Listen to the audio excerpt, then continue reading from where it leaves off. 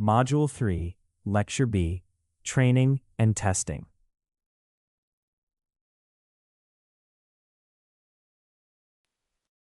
By the end of this lecture, you will be able to run a complete manual training and testing workflow on a small engineering dataset, recognize overfitting and underfitting from train test performance gaps and plots, and compare candidate models using consistent metrics and engineering judgment. Training, testing workflow. Prepare engineering data. The first step in a manual training and testing workflow is preparing the engineering data, because its quality and structure strongly affect model performance. Each row should represent an observation, and each column should represent a meaningful variable. Before modeling, inspect the data to confirm the units, understand the inputs and target, and make sure the prediction task is physically sensible and clearly defined. Before splitting data into training and test sets, check for missing values, duplicates, inconsistent units, outliers, and impossible values. In small datasets, even one bad entry can distort results, so use engineering judgment to decide whether unusual values are errors or meaningful observations. Also, convert categorical data into a model-ready form while preserving its meaning, so training and testing are based on reliable data. After organizing your dataset, split it into training data for building the model and test data for evaluating it on unseen examples. Make sure the split is representative, especially with small datasets, so results are not misleading. Apply transformations using only the training data to avoid data leakage and keep the evaluation fair. Python code. Prepare engineering data. Prepare a small engineering dataset carefully by checking its quality before any train test split. When scaling the data, make sure the process does not leak information from the test set into the training workflow. We import 3 core Python libraries for data work: NumPy for efficient numerical operations and arrays, Pandas for manipulating structured data, and Matplotlib's plotting tools for visualizing results. Together, these libraries provide the foundation for preparing, analyzing, and presenting data in Python. We create a reproducible random number generator by using NumPy's default generator with a seed of 7. Then, we set the dataset size to 24 rows, which defines how many simulated engineering measurements will be generated. We create a small simulated pump dataset using a Pandas data table. The measurements include temperature, vibration, and pressure, generated from normal distributions with realistic averages and variation, along with random hours in service. This gives a practical sample of engineering data for later analysis. A new WHERE score column is created as a weighted combination of temperature, vibration, and hours since the last service. Temperature is weighted by 0.35, vibration by 4.5, and service hours by 0.04 to reflect their relative impact on pump wear. This composite score can then be used as a target for later analysis or modeling. We add 2 realistic data quality problems to the dataset to test cleaning methods. One temperature reading is changed to a missing value, simulating a failed sensor reading. One pressure reading is changed to a negative value, representing an impossible measurement caused by entry error or sensor malfunction.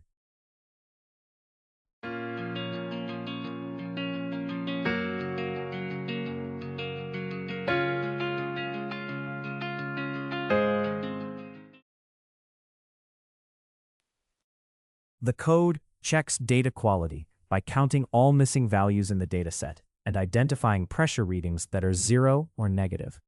These impossible pressure values indicate records that may need to be corrected or removed. To handle missing temperature values, use the Pandas fill missing values method to replace them with the column's median. The median is a robust choice because it is less affected by outliers than the mean. The dataset is filtered to keep only valid pressure readings greater than 0 kilopascals, since 0 or negative pressure values are not physically meaningful. Afterward, the data frame index is reset so the remaining records have a clean sequential order for later analysis. We choose the model's input features based on pump condition, temperature, vibration, pressure, and hours since the last service. The target we want to predict is the wear score, a calculated measure of the pump's wear and tear. The dataset is first shuffled, so the training and testing sets are randomly mixed, while a fixed random setting keeps the result reproducible. The row order is then reset for a clean sequence. Finally, a split point at 75% of the data is used, with most rows assigned to training and the remaining rows kept for testing. The shuffled data is split into separate training and testing sets. The training set uses copied rows before the split point, while the testing set uses copied rows after it, so changes to one do not affect the original data. This keeps the test data separate and allows the model to be evaluated fairly on unseen examples. To standardize the data, we use the training set to find each feature's mean and standard deviation. The mean centers the values, while the standard deviation scales them based on their spread. Any zero standard deviation is replaced with 1 to prevent division by 0. This helps each feature contribute more evenly during model training. Standardize the training data by centering each feature around 0 and scaling it to have a standard deviation of 1. Then, apply the same transformation to the test data using only the training set's mean and standard deviation. This keeps the datasets consistent and avoids data leakage. We first verify that the data split is valid by ensuring both training and testing sets contain rows, with more rows in training than testing. Then, we check that the scaled training data has the expected number of features, confirming that scaling preserved the data structure before modeling. After cleaning the dataset, we report key checks: how many rows remain, how many missing values were found, and how many records with impossible pressure values were removed. We also confirm the sizes of the training and testing sets. Finally, we note that scaling used only training data statistics to avoid data leakage and support better model generalization.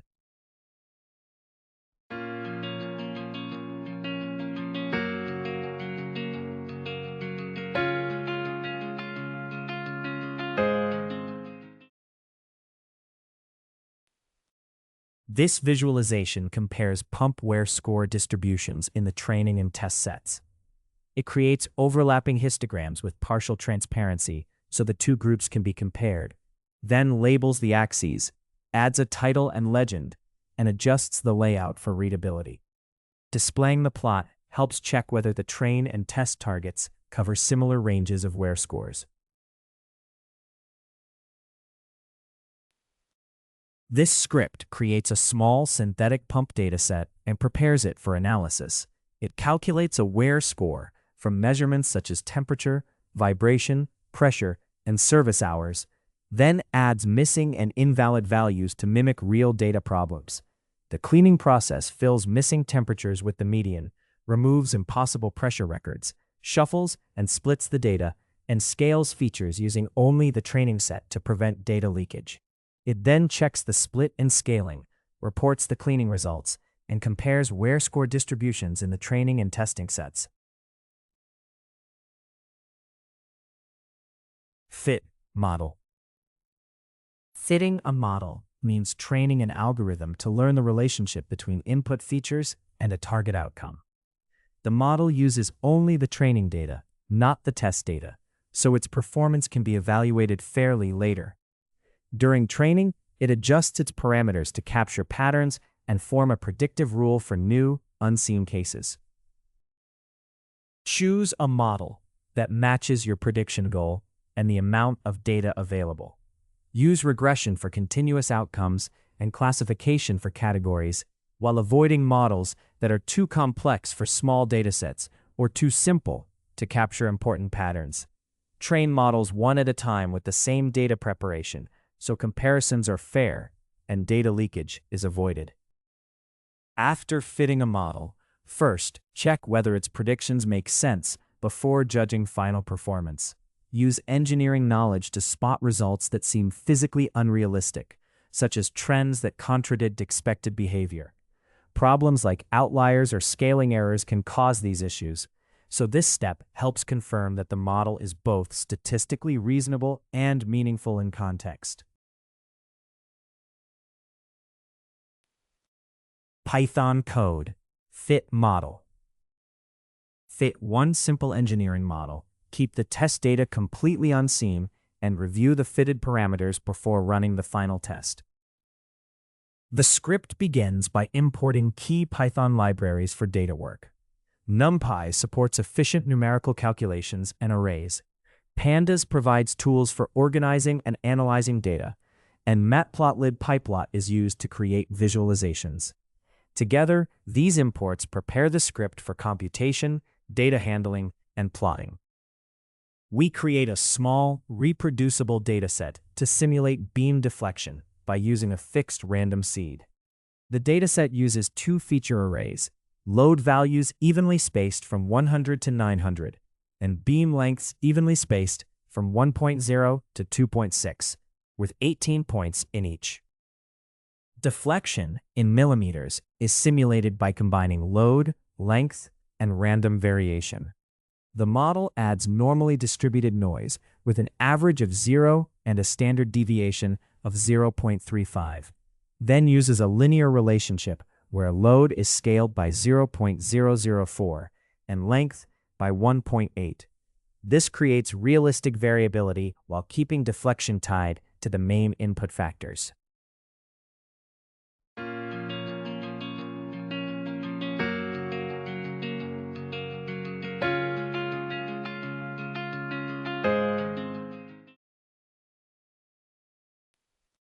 We combine the features and target into a pandas data frame with load, length, and deflection.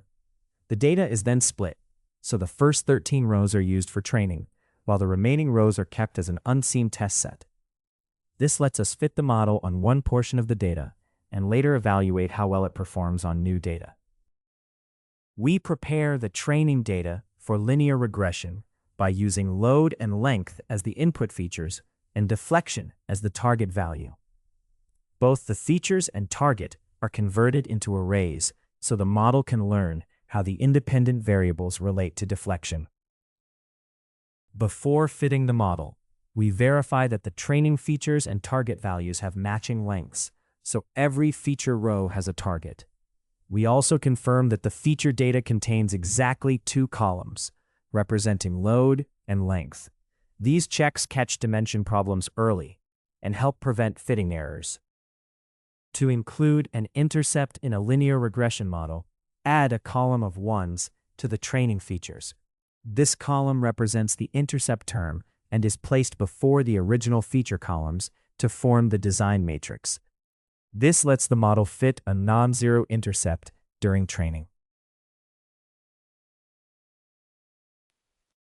We fit a linear regression model with least squares, choosing coefficients that make predictions as close as possible to the actual values.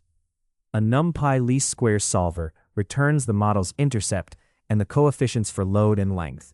These values help describe how each feature relates to the target variable. To evaluate the linear model on the training data, we use the fitted coefficients to generate predicted deflection values. We then calculate the root mean square error by comparing the predictions with the actual values. This error score summarizes the model's fit, with smaller values indicating better performance on the training data. After fitting the manual linear model on the training data, we report its key results: the intercept, the load coefficient, the length coefficient, and the training root mean square error. The intercept gives the baseline deflection when load and length are 0, while the coefficients show how deflection changes as each input increases. The root mean square error summarizes how well the model fits the training data. This plot checks how well the fitted model matches the training data by comparing measured deflection with predicted deflection. A scatter plot shows the training cases, and a dashed diagonal reference line marks perfect agreement between measured and predicted values. The axes are labeled in millimeters, a title and legend clarify the plot, and the layout is adjusted before displaying it. This script builds a simple linear regression model to predict beam deflection from load and length using synthetic noisy data. It keeps a separate test set unseen, fits the model on the training data with an intercept using least squares, and reports the intercept and coefficients to show how each input affects deflection.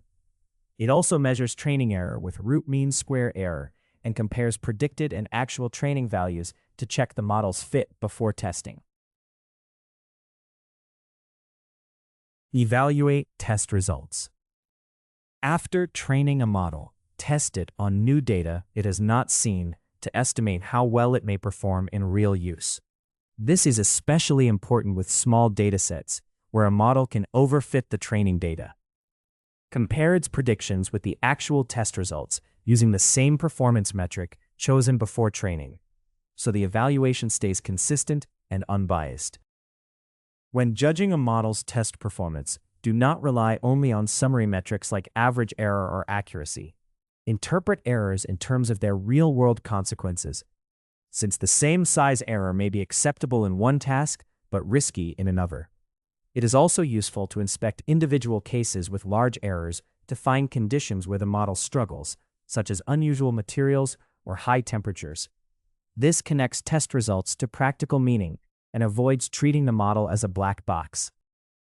Test results should guide what happens next. If test performance matches training performance and errors are acceptable, the model may be ready for reporting or limited use.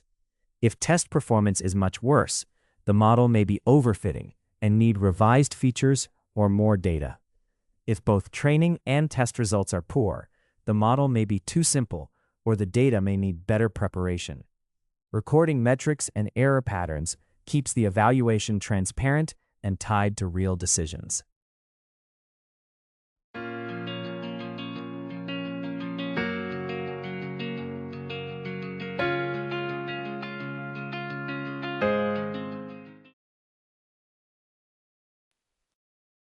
Python code, evaluate test results. After manual training, evaluate the test results to judge performance. Using a small engineering dataset keeps the workflow transparent, while metrics and plots help support sound engineering decisions. We import NumPy to work efficiently with numerical data in arrays and matrices. We also import Matplotlib's plotting module to create visualizations, helping us display data and interpret analysis results. We create a repeatable random number generator using NumPy's default generator with a seed of 7. This makes the simulated concrete strength measurements consistent each time the code is run. We use NumPy's linspace function to create 24 evenly spaced water-cement ratios from 0.32 to 0.72. These values provide the sample points for analyzing how the water-cement ratio relates to compressive strength. This simulation estimates concrete compressive strength in megapascals using a base strength of 82, reduced according to the water-cement ratio. It also adds normally distributed random noise with mean 0 and a standard deviation of 2.5 across 24 samples. This represents the natural variation seen in real concrete strength measurements.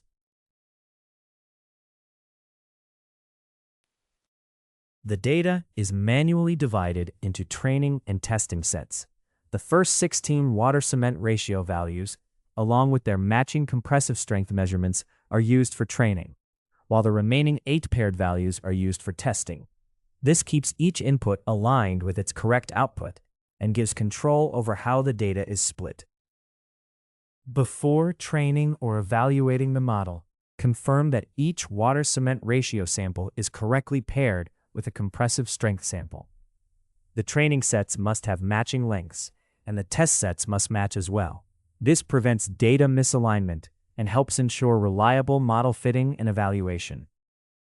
We use NumPy's polyfit function to fit a straight line to the training data.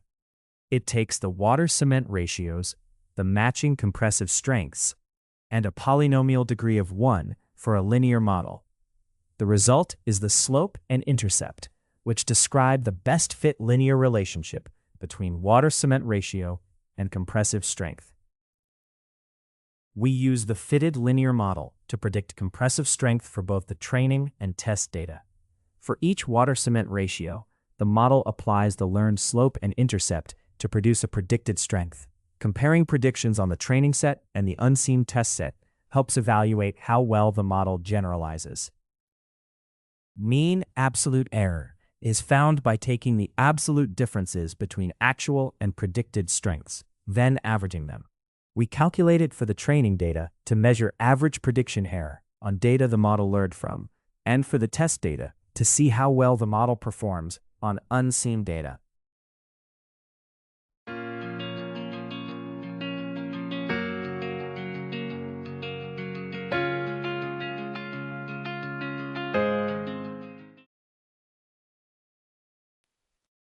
We compare each actual test strength with its predicted value by calculating the absolute error for every sample. Then we use NumPy's maximum index function to find which sample has the largest error.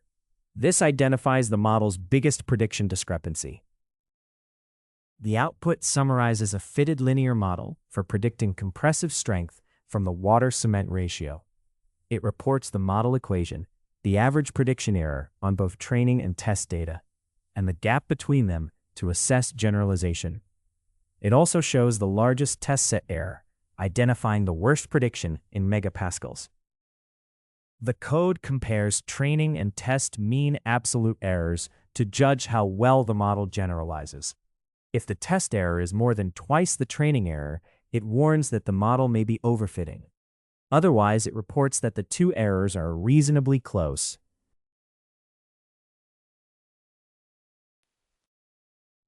A new plot is created at a clear, manageable size. Then, the training and test data are shown as scatter points. The water-cement ratio is placed on the horizontal axis, and compressive strength on the vertical axis. Training points are shown in blue and test points in orange, with labels to make the two groups easy to compare. To draw the fitted model line, create a smooth range of water-cement ratio values from the smallest to the largest observed value.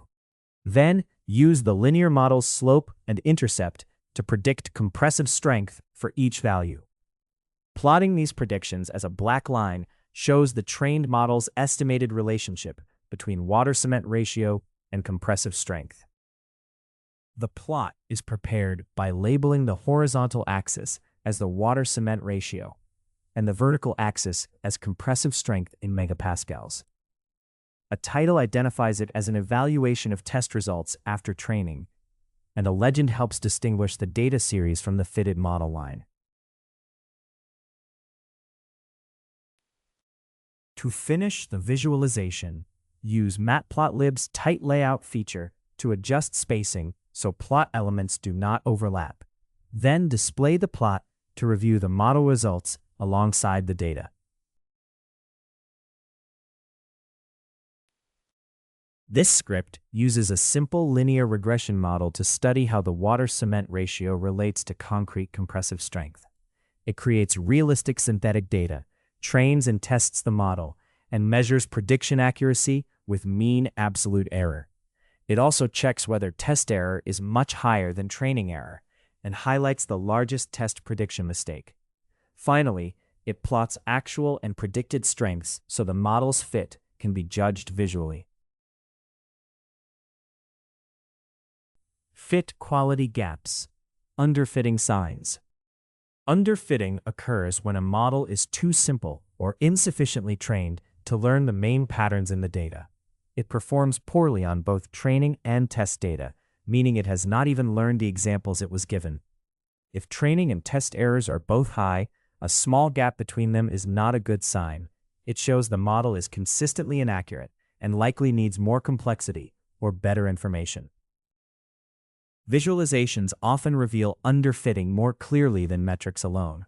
A predicted versus actual plot may show predictions compressed into a narrow range, while residual plots may show patterns instead of random error. For example, curved residuals can indicate that the model is missing nonlinear behavior, leaving structure in the data unexplained. Underfitting means a model is too simple to capture important patterns, so it performs poorly overall rather than just showing a large gap between training and test results. It may be present when all candidate models do badly, or when adding complexity, better features, or improved pre-processing lowers both training and test errors. In practice, this often comes from leaving out key factors, such as vibration and temperature in pump failure prediction, or weather and events in traffic modeling.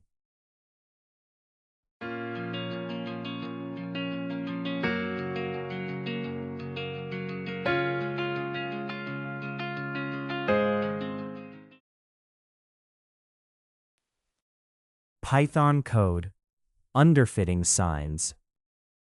Use simple engineering data to show underfitting by comparing training and testing errors. Then examine prediction plots and residual patterns to make the model's poor fit clear. We begin by importing two key libraries, NumPy for efficient numerical work with arrays and mathematical operations, and matplotlib/pyplot for creating visualizations. Together, these tools support the data manipulation and plotting needed in the script. We use NumPy's random module with a fixed seed of 7, so the same random numbers are produced each time the code runs. This makes results reproducible, which is important for testing and comparing models. We create 40 evenly spaced force values from 0 to 10 kilonewtons using NumPy's linear spacing function. These values act as the independent variable, representing the applied force in the simulated engineering analysis. Random noise is generated with a mean of 0 and a standard deviation of 0.35 to mimic real-world variation. This noise is added to a nonlinear deformation model, where deformation increases with force through both a linear term and a squared force term. Together, these parts create more realistic deformation values as force changes.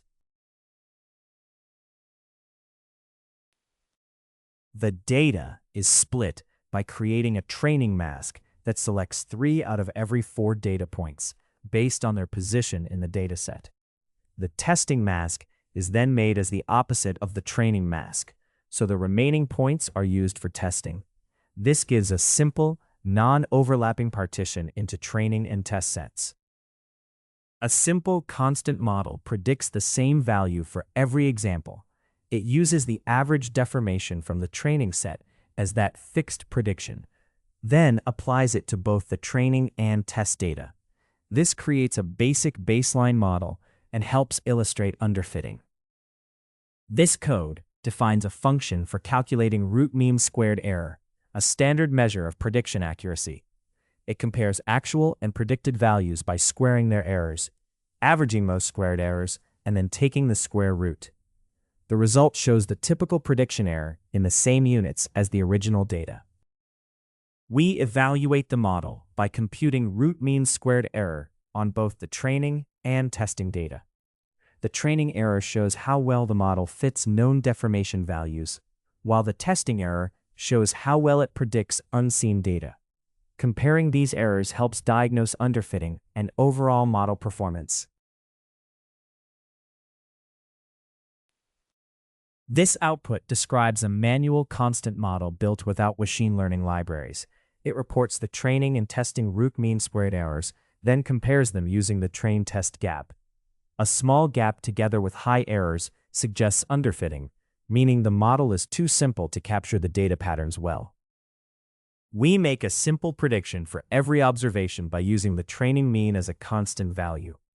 Then we compare these predictions with the actual deformation values by calculating the residuals. These residuals show how far the simple model is from the real data and can reveal patterns the model did not capture.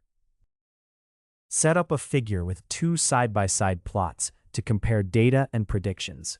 In the first plot, show the actual deformation values against applied force as steel blue scatter points, then add a crimson line for the constant prediction across the force range. Label the horizontal axis as applied force in kilonewtons so the plot is clear.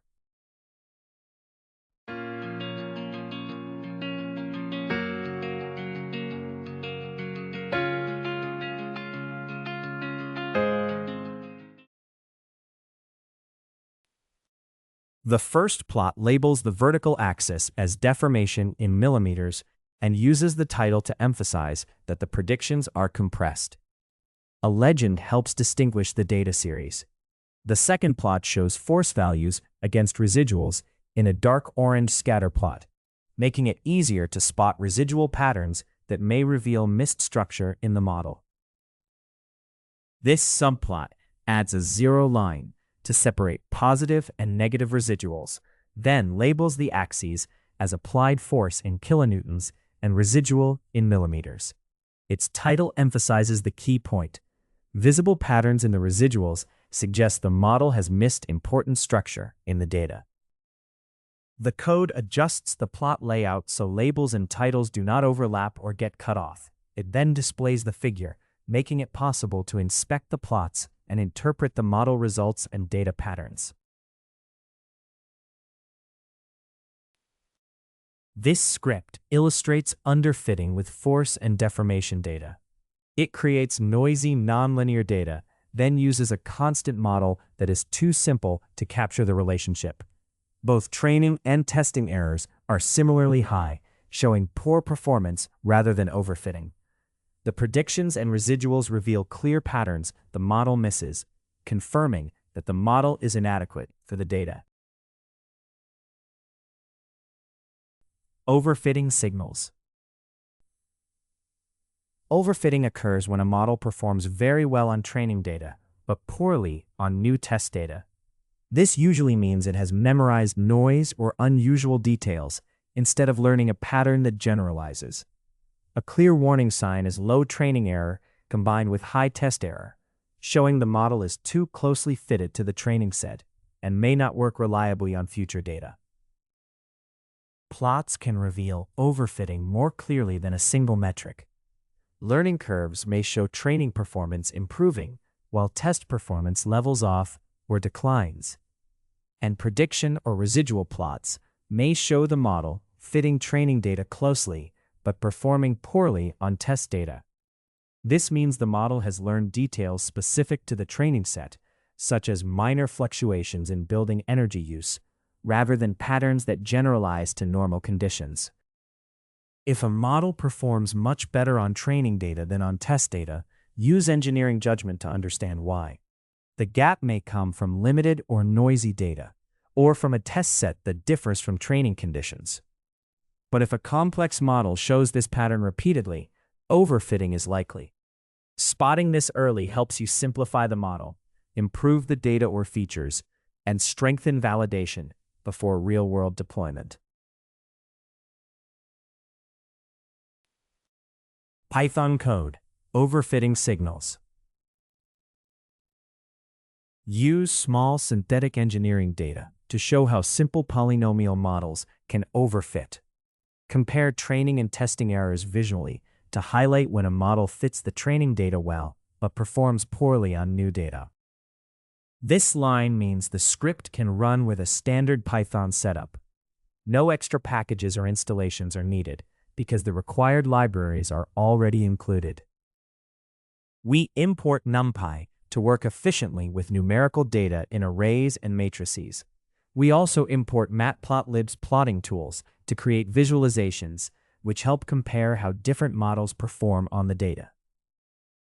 To make the example reproducible, we set the random number generator seed to 7 using NumPy's random tools. This makes the random results deterministic, so the same output is produced each time the code runs. This is especially important when simulating data with random noise. We create a set of 36 evenly spaced beam measurement values from 1 to 10. Then add random noise to make the data more realistic. The noise has an average of 0 and a standard deviation of 1.8, matching the number of measurement values. This simulates the natural variability found in real engineering data.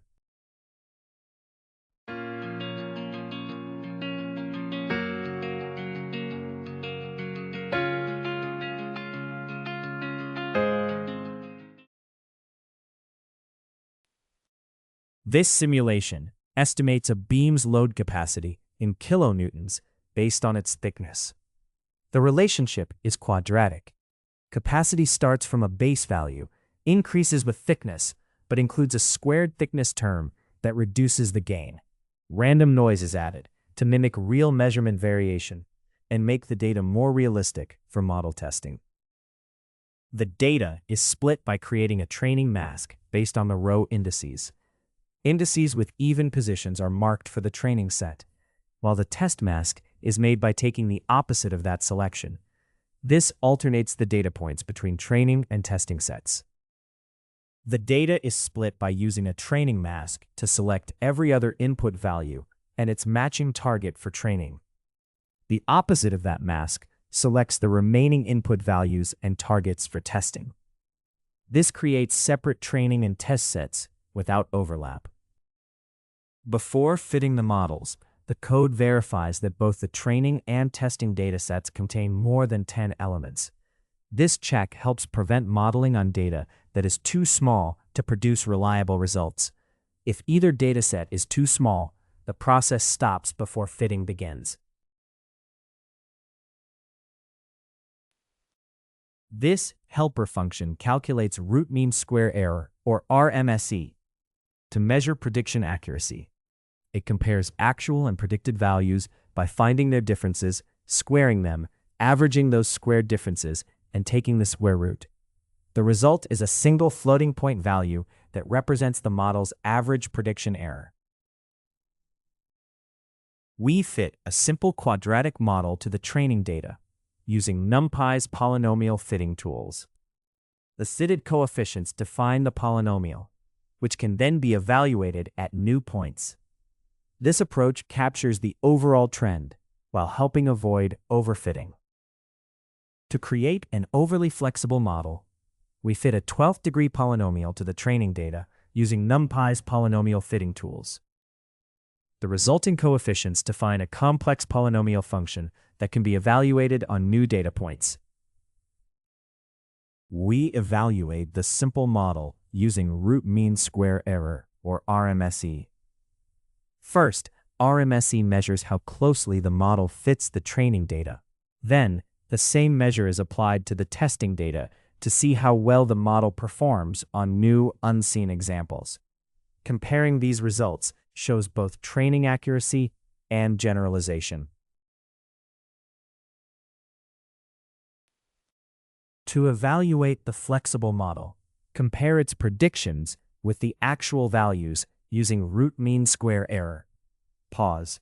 Calculate this error for the training data to see how well the model fits what it learned from, and for the test data to see how well it performs on new, unseen data.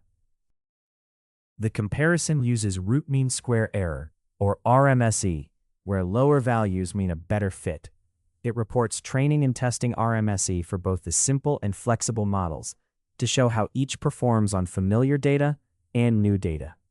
A flexible model with very low training error but much higher testing error suggests overfitting, meaning it learned the training data too closely and does not generalize well.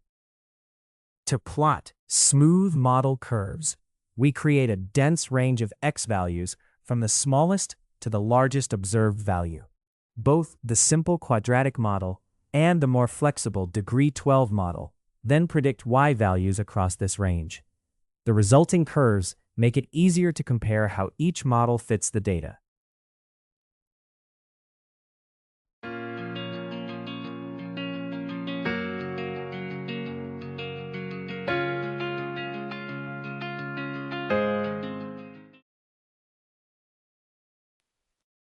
Set up a clear plotting area. Then show the training data as blue points and the test data as orange points. Using different colors and labels, makes it easier to compare the two groups and see how well the models fit each one. We plot two model curves to compare their fits to the training data. The green quadratic curve shows a simpler, more stable model, while the red degree 12 curve shows a more flexible model that fits the training data closely. This comparison helps illustrate how a complex model can risk overfitting and may generalize poorly to new data. The plot labels specimen thickness in centimeters on the horizontal axis and measured load capacity in kilonewtons on the vertical axis. Its title emphasizes the key message: the model shows overfitting because its training fit does not generalize well to new data. The plot is finalized by adding a legend, enabling a lightly transparent grid, and adjusting the layout so all elements fit cleanly. Displaying the result lets us compare the training and testing data with the fitted models and clearly see the overfitting problem. This script illustrates overfitting by comparing a simple quadratic model with a much more complex polynomial model on noisy synthetic data about specimen thickness and load capacity. After splitting the data into training and testing sets, both models are evaluated using root mean square error. The simple model performs similarly on both sets, while the complex model fits the training data very closely but performs worse on the test data. This shows that an overly complex model can memorize training patterns instead of generalizing to new data. Test gap trends. Comparing training and testing performance across model complexity or dataset size reveals the test gap, which shows how well a model generalizes. A good model improves on both training and test data while keeping the gap small and stable. If training performance keeps improving, but test performance stalls, worsens, or becomes erratic, the model is likely overfitting to the training data instead of learning patterns that apply to new data. Test gap trends help show whether a model is underfitting, fitting well, or overfitting as complexity changes. Very simple models may have poor training and test performance with only a small gap because they miss important patterns. As complexity increases, performance usually improves, but if training keeps improving while test performance stalls or declines, the model is likely overfitting. The best choice is often near the peak of test performance with a reasonable gap, not where training performance is highest. When reviewing test gap trends, use engineering judgment because real data is often imperfect. A widening gap may suggest overfitting, but it can also come from differences between training and test conditions, unusual events, small test sets, or high system variability. The key is to decide whether the trend makes sense for the process and the model's intended use, and whether the model is truly improving rather than only performing better on familiar data.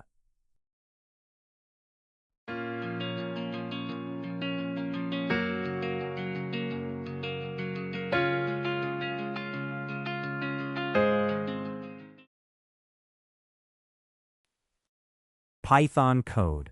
Test gap trends.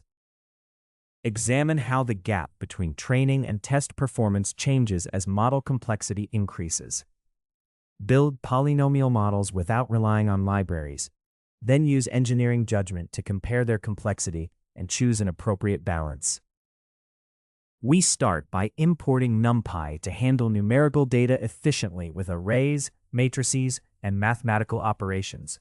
We also import Matplotlib's plotting tools so we can create visualizations for data trends and model performance. We initialize NumPy's default random number generator with a seed of 42 so the same random values are produced each time the code runs. This makes experiments and tests reproducible.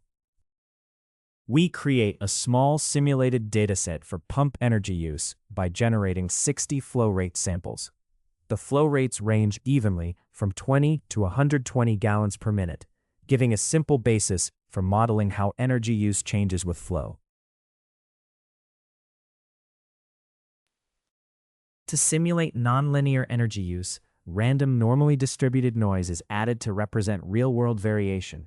Energy in kilowatts is then modeled as a quadratic function of flow in gallons per minute, combining a base value, a linear flow effect, and a smaller squared flow effect.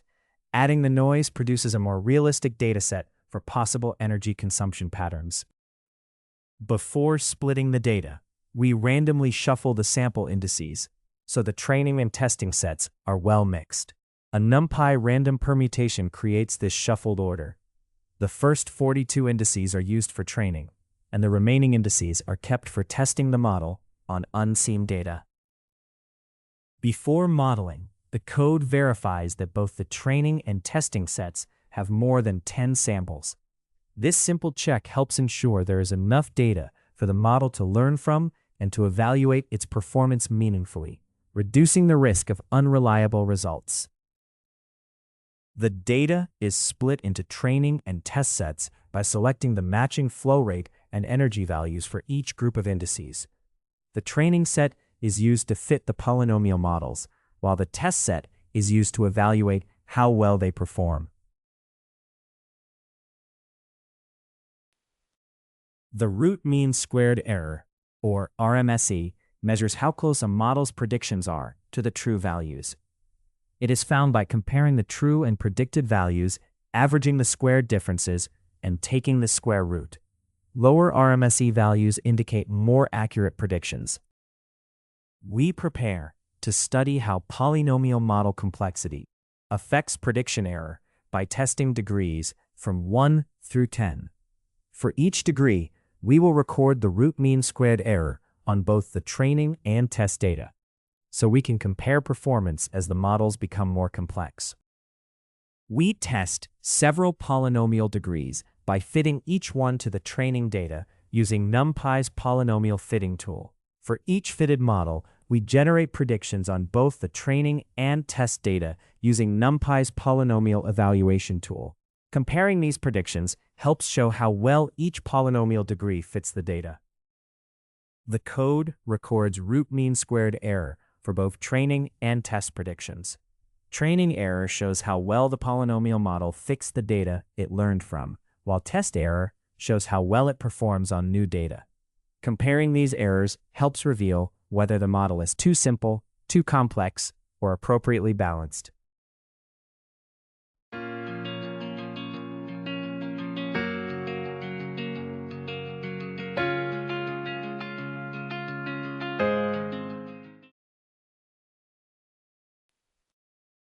To choose the best model, find the polynomial degree with the lowest test error. Then compare its test error with its training error to measure the generalization gap. This shows both which model performs best on unseen data and how closely its training performance matches its test performance. The code first reports the NumPy version to confirm the working environment. It then sets up a table for comparing polynomial models by degree, showing training error, test error, and the gap between them. This helps evaluate how model complexity affects performance on both seen and unseen data. The code compares a few selected polynomial degrees, including simple, best performing, and most complex models. For each one, it measures the difference between test error and train error to assess generalization.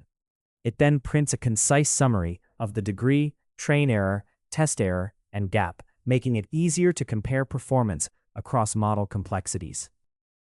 The model evaluation identifies the polynomial degree with the lowest test root mean squared error. It then compares the test and training errors of that degree, reporting the gap in kilowatts. This gap helps show how well the model is likely to perform on new, unseen data. Set up a clear plotting area, then graph training and test errors against polynomial degree using different markers. Showing both curves together makes it easy to compare how model complexity affects training performance and generalization to unseen data. The plot highlights the polynomial degree with the lowest test error using a subtle dashed vertical line, making the best model easy to identify. The axes clarify that complexity is measured by polynomial degree and error by root mean squared error in kilowatts. A clear title summarizes the plot's purpose, showing the train test gap trend for pump energy prediction. To finish the plot, we add a legend to distinguish the train and test error lines, turn on a subtle grid for readability, and adjust the layout so nothing overlaps or gets cut off. Then we display the plot to compare how train and test errors change across polynomial degrees. This script shows how polynomial model complexity affects prediction accuracy for synthetic pump energy data. It creates noisy nonlinear data, splits it into training and testing sets, then fits polynomial models from degree 1 to 10. Each model is evaluated with root mean squared error, and the script identifies the degree with the lowest test error, while comparing training and testing errors to reveal possible overfitting. It then summarizes the key results and plots the error trends to show how accuracy changes as complexity increases. Model comparison. Consistent metrics. To compare models fairly, evaluate each one with the same metrics, data, and testing conditions. Measures such as prediction error and classification accuracy can answer different questions, so mixing metrics can make results misleading. Using a consistent evaluation setup helps reveal real differences in model performance. Use evaluation metrics that match the engineering goal, because different metrics reveal different kinds of errors. A model may look strong overall, while still failing on the cases that matter most, such as missed defects or peak energy demand. Applying the same relevant metrics to every model makes comparisons fair and helps identify the best choice for the task. Consistent metrics help teams compare models clearly and fairly. The right metric should reflect the real-world failures that matter, because model choices affect cost, safety, and other practical decisions. Clear reporting explains why one model is preferred, shows its strengths and weaknesses, and supports expert judgment rather than replacing it.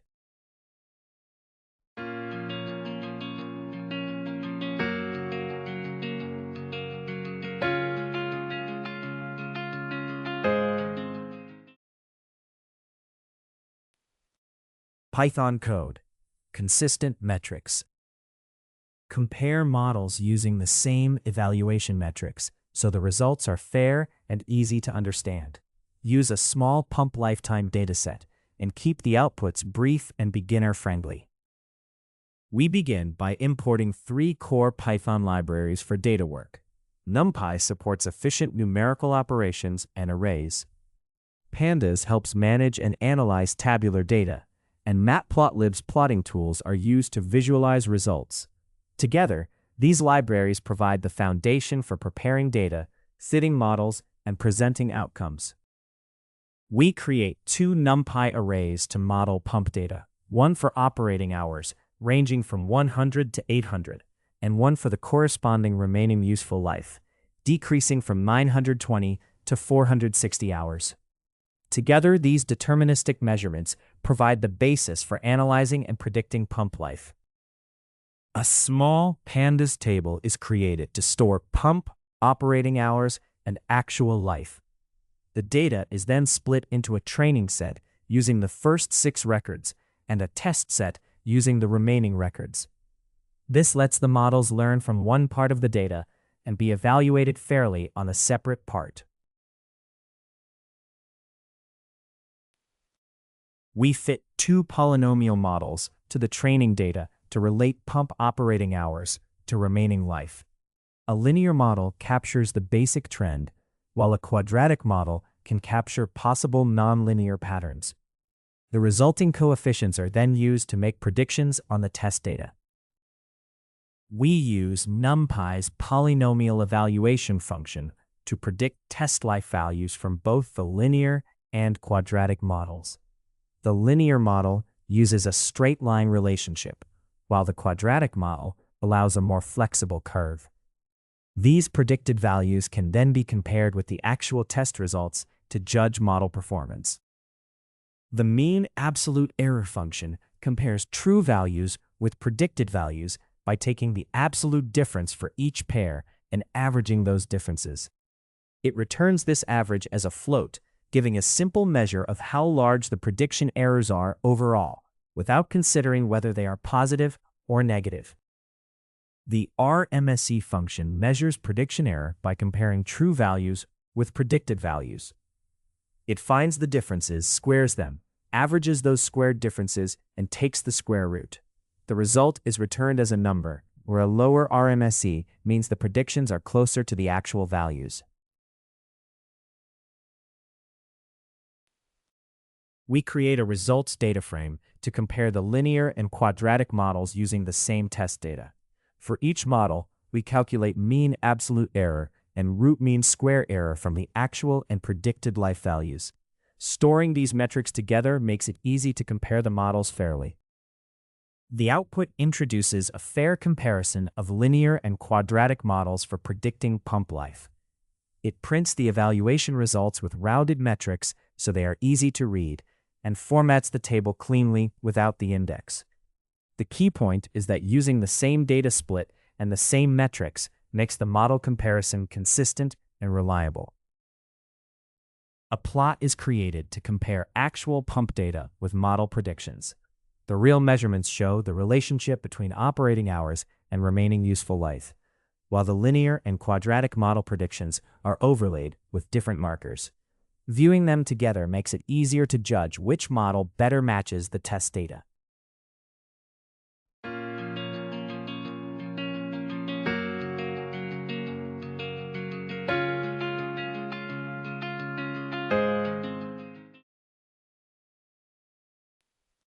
Set up the plot so it is easy to interpret. Label the horizontal axis as pump operating hours and the vertical axis as remaining useful life in hours. Give the plot a title that explains it compares models using consistent metrics, and include a legend to identify the data series and predictions. The plot layout is tightened, so labels and elements fit clearly without overlapping. The plot is then displayed, making it possible to compare the actual data with the linear and quadratic model predictions. This script compares linear and quadratic polynomial models for predicting pump lifetime from operating hours. It trains both models on the same training data, tests them on the same held-out data, and evaluates performance using mean absolute error and root mean square error. It also plots the actual values alongside both sets of predictions, giving a fair numerical and visual comparison of the two models. Engineering judgment. Engineering judgment means choosing a model using both performance metrics and practical understanding. Metrics help compare options, but they do not decide which model is best. A slightly less accurate model may be preferable if it is more stable, easier to explain, safer in unusual cases, or more consistent with real physical behavior. Good model comparison asks not only how well a model scores, but whether it behaves sensibly in its intended use. Engineering judgment should focus not only on overall model error, but on the kinds of mistakes a model makes. Two models can have similar scores, yet fail in ways that matter differently, such as missing early failure signs versus creating too many false alarms. The best model is the one whose error pattern fits the decision context, not simply the one with the lowest average error. Plots and residual patterns can help reveal whether a model performs poorly in critical conditions, such as high temperatures or rare material grades. Model selection should consider more than accuracy. Practical factors such as data availability, maintenance, cost, interpretability, and fit with existing operations can determine whether a model is useful in the real world. The best choice balances performance with domain knowledge, risk, and cost, so the model is both reliable and practical to deploy. Python code, engineering judgment. Compare models with engineering judgment, not metrics alone, because numbers cannot always determine the safest choice. Keeping the data small helps make the workflow easier to inspect and understand. We begin by importing NumPy for efficient numerical work with arrays and calculations, and matplotlib/pyplot for creating clear visualizations. Together, these libraries provide the basic tools needed for data handling and plotting results in the script. We initialize NumPy's random number generator with a fixed seed of 7, so the same random values are produced each time the code runs. This makes the results consistent and reproducible. We create a set of defect sizes in millimeters using NumPy's linear spacing function.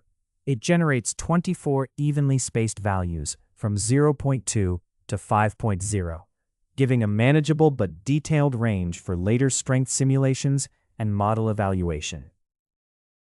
To model material strength with realistic variation, random noise is added using a normal distribution with mean 0 and standard deviation 8.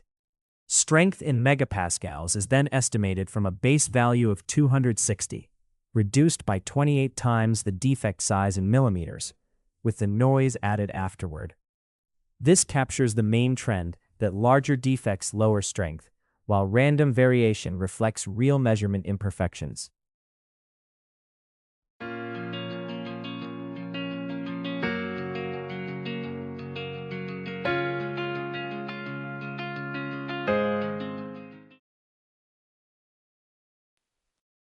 The data is split by using a Boolean mask that selects 3 out of every 4 points for training. The remaining points, found by reversing that mask, are used for testing. This gives a simple, consistent partition with a balanced training and test split. This check confirms that the training and testing split has enough data to be useful. It requires more than 5 training samples and more than 3 testing samples, helping ensure the model can be trained and evaluated meaningfully. We fit 2 polynomial models to the training data to relate defect size to material strength. The first is a simple linear model, or straight line, using a first-degree polynomial. The second is a fifth-degree polynomial, which can capture more complex patterns but may also overfit the data. To predict test strengths, we apply both the linear and complex polynomial models to the test set defect sizes. Using NumPy's polynomial evaluation function, each model produces its own strength predictions. This lets us compare their predictive performance fairly on the same test data. We evaluate each model using mean absolute error, which shows how far its predictions are from the actual test values on average. By comparing this error for the linear model and the complex model, we can see which one predicts more accurately on unseen data. To check the physical trend, we evaluate both models across a smooth range of defect sizes from 0.2 to 5 millimeters. We generate 100 evenly spaced values, then use the fitted coefficients to predict strength for each value.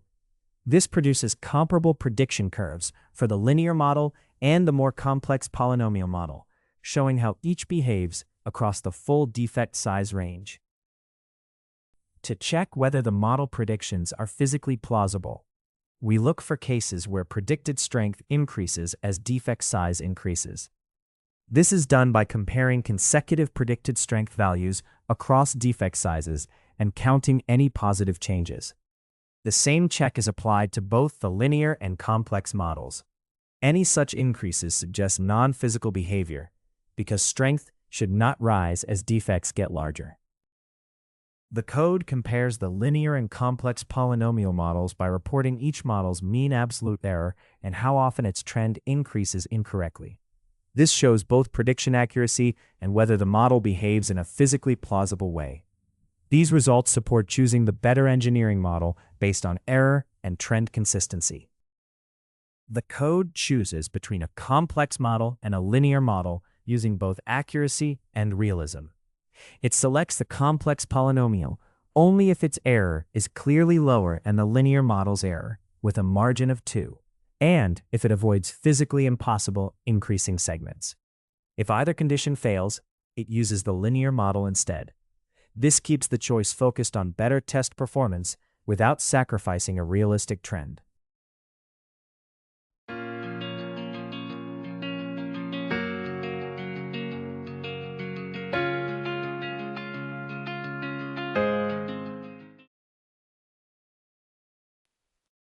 The code reports the selected engineering model, either the complex polynomial or the linear model.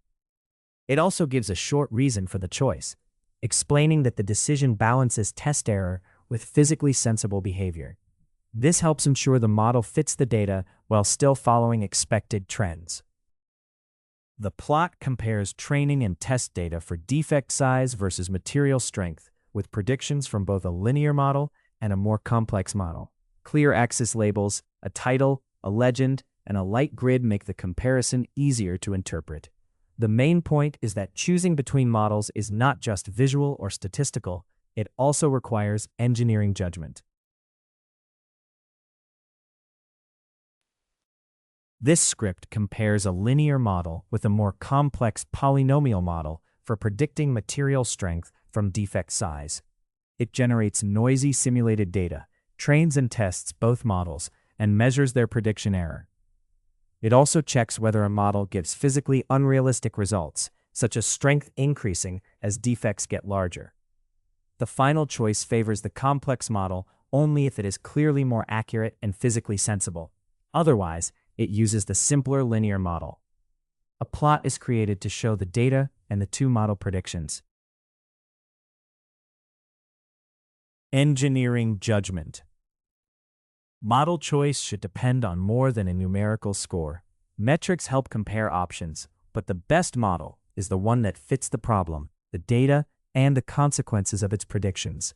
In critical settings, a slightly less accurate model may be preferable if it is more reliable, easier to inspect, or safer near important failure points. The goal is to choose the model that supports dependable real-world decisions. Engineering judgment should consider not only how large a model's errors are, but what kinds of errors it makes. Two models can have similar overall accuracy, yet fail in very different ways, such as missing peak energy demand or rare product defects. The best choice depends on which errors are most costly and whether the model's failure patterns match the application's risk tolerance. Model choice should consider practical limits, not just performance scores. A more complex model may offer only a small accuracy gain, while requiring more memory, speed, resources, or expertise. Often, the simpler model that performs nearly as well and is easier to understand is the better engineering choice. The best model balances metrics with domain needs, operational constraints, and trust. Python code, engineering judgment. Use engineering judgment when comparing models, because metrics alone may not identify the safest choice. Focus especially on performance in critical operating regions where errors matter most. We import NumPy to work efficiently with numerical data in arrays and matrices. We also import Matplotlib's plotting tools to create visualizations that help show the data and model predictions clearly. We create a small simulated pump dataset by using a fixed random seed for reproducible results. The data includes 40 evenly spaced operating times from 0 to 1,000 hours, providing a simple basis for analyzing the pump's remaining useful life over time. To simulate the pump's remaining useful life, we add random variation to a simple lifespan estimate. The model subtracts the operating hours from 1,000, then adds normally distributed noise with an average of 0 and a standard deviation of 18. This represents real-world uncertainty, where pumps do not fail at exactly the same time.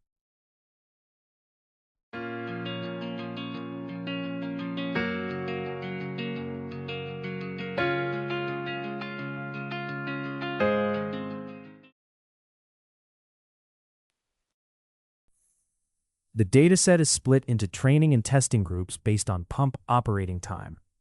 Data from pumps with 700 hours or less is used to train the models, while data from pumps with more than 700 hours is used to test them.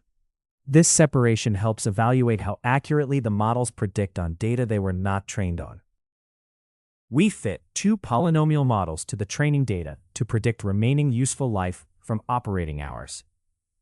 A linear model gives the best fitting straight line, while a cubic model provides a more flexible curve that may capture additional patterns. Both are trained only on the selected training data. This section estimates the pump's remaining useful life using 2 models. The linear model and the cubic model each use their fitted coefficients to predict remaining life at the same test hours. Comparing these predictions shows how well each model performs in the test region. We first select the true remaining useful life values for the test data. Then we measure each model's accuracy by finding the average absolute difference between its predictions and the true values. This mean absolute error is computed for both the linear and cubic models, making it possible to compare their test performance. We focus on the critical region where the true remaining useful life is under 250 hours, because this is where failure is near. In that region, we measure how often the linear and cubic models predict more remaining life than is actually available. Comparing these overprediction rates shows which model is more conservative near failure, supporting safer engineering decisions. This output compares linear and cubic models for predicting a pump's remaining useful life. It reports each model's mean absolute error, rounded to 1 decimal place, to show average prediction accuracy. It also compares how often each model overpredicts in critical situations, highlighting potential risk as well as overall performance. The code chooses between a linear and a cubic model by comparing how often each one makes risky overpredictions near failure. It selects the model with the lower risk rate, choosing the linear model if the rates are tied. The printed decision highlights a preference for safer predictions in critical conditions. We create a clear plotting area and show the measured data as a scatter plot. Pump operating hours are placed on the horizontal axis, and remaining useful life is placed on the vertical axis. The measured points are marked in black, so they can be compared easily with model predictions, especially in the critical operating region.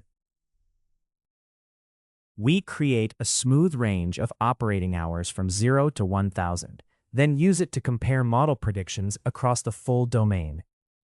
The linear model coefficients generate one prediction curve, and the cubic model coefficients generate another. Plotting both curves makes it easier to see how the models differ, especially in important regions of the data. The plot highlights the critical operating range from 750 to 1000 hours with a semi-transparent red band. The x-axis is labeled as the pump's operating time in hours, and the y-axis shows the remaining useful life in hours. These labels make the data easier to interpret.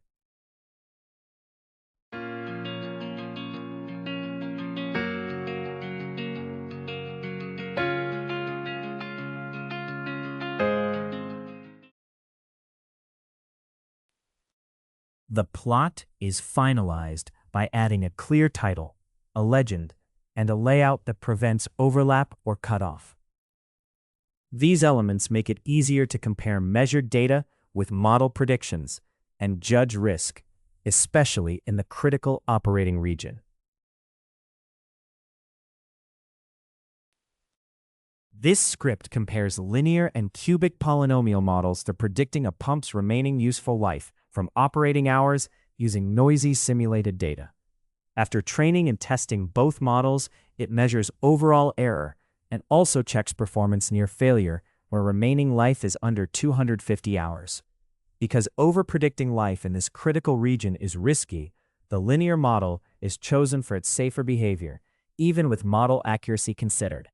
A plot supports the engineering judgment by showing the data, predictions, and critical region.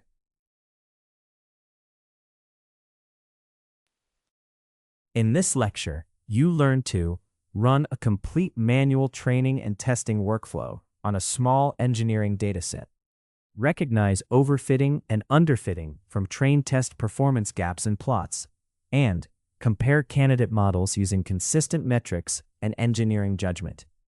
In the next module, Module 4, we will go over none.